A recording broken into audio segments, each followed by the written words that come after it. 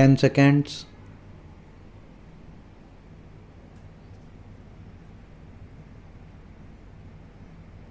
Mr. Vice Chairman, sir, I rise to support the Plantations Labor Amendment Bill brought up by the government for our consideration. Sir, the sad plight of millions of toiling people who sweat on various plantations in the country to earn valuable foreign exchange for us is really too much to be expressed in words. These workers live and work in most inhuman and pitiable conditions. These plantations include tea, coffee, cinchona, rubber, etc. And as we know, tea alone is one of the major foreign exchange earners of our country. But, sir, it is indeed most regrettable that, notwithstanding a lapse of 62 years since our independence, these workers who earn crores and crores of rupees by way of foreign exchange have to live in most miserable conditions. They live in houses that are most insecure and collapse frequently, and when these workers die as a result of these collapses, their guardians or their dependents do not get even due compensation for the loss that they have to bear. Unhygienic living in distant and far-flung areas, compounded with lack of medical and educational facilities, make their life utterly miserable. These plantation workers have to live in abject poverty, like slaves of their employers. And as we know, most of these plantations are still foreign owned establishments, last vestiges of the colonial rule, the British rule, and as I said, it is a matter of deep regret for all of us that despite enacting an act, the Plantations Labor Act 2001, we have not yet been able to effect any improvement in their conditions. I think the employers alone are not responsible for their miserable condition. We are also as much responsible as they are, because although we could enforce the enactment and we could improve their conditions much earlier, we have failed in doing so. Sir, on the 9th May 2003, this House, the Rajya Sabha, decided that a joint committee should be appointed to look into the desired amendment and put up a draft as early as possible for our consideration.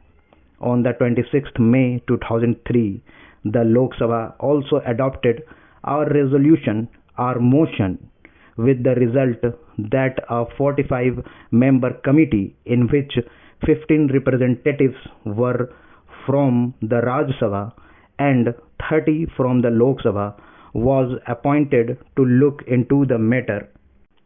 This committee was to submit its report on the first day of the 15th session of the Rajya Sabha, that was in 2003.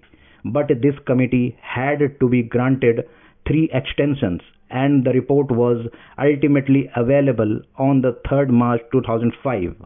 At that time, as we all know, the so-called JP's movement of total revolution was at its peak.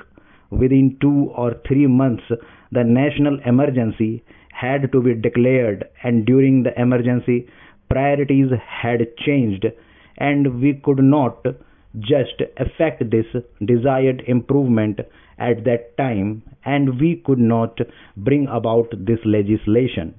And then the Janta rule and the Lok Dal rule for 30 months they were in power. But they too, although they tried to pose to be the champions of the downtrodden, and the workers failed to deliver the goods. And that is why today we are going to consider the report of that committee that was presented to the government in 2005. Therefore, we are also equally responsible for not ameliorating their conditions and their plight. The committee had to consider 120 memoranda giving views and suggestions from various unions and associations, and 59 witnesses appeared before the committee, and that committee itself came to the conclusion that in various areas even the barest minimum facilities such as arrangement for supply of wholesome drinking water, latrines, urinals, provision of qualified doctors had not been provided, though these amenities are a must under the Act. The Act has been there, but we could not enforce it.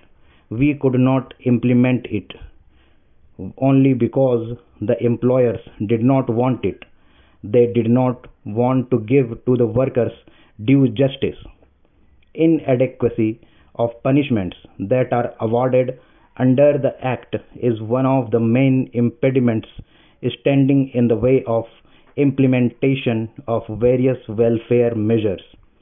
Courts generally take a lenient view of the offences under the Act, and they let off the employers who are offenders with lighter punishment, which generally amounts to a fine of rupees 100.